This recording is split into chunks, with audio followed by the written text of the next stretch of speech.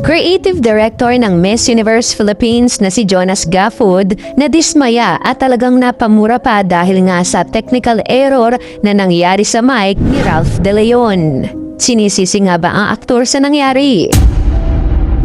Ano naman kaya ang reaksyon ni Ralph De Leon sa pangyayari? Para sa kabuuang ulat, alamin natin ang buong detalye.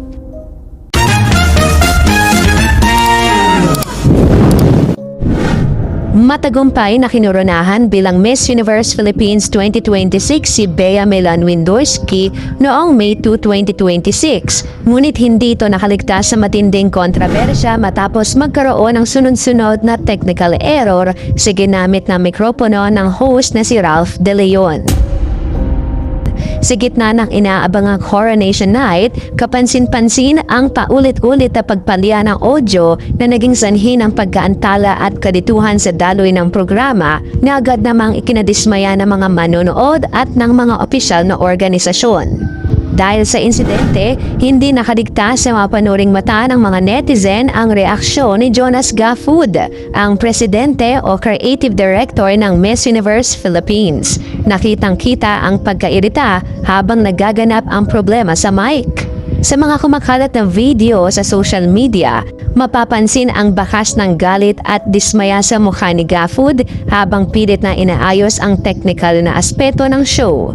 Ayon sa mga nakasaksi ng venue, tila hindi napigilan ng pageant mentor ang kanyang emosyon dahil sa laki ng pinsalang na idudot nito sa prestihiyosong kompetisyon.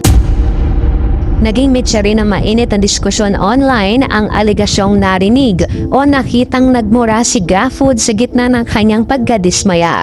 Maraming netizens ang nagpahayag ng kanilang opinyon sa X o dating Twitter at Facebook kung saan ang iba ay naintindihan ang kanyang naging reaksyon dahil sa unprofessional na palakad ng technical team.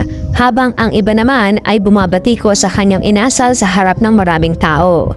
Sa kabila nito, nanatiling tikom ang kampo ng organisasyon hinggil sa partikular na insidenteng ito.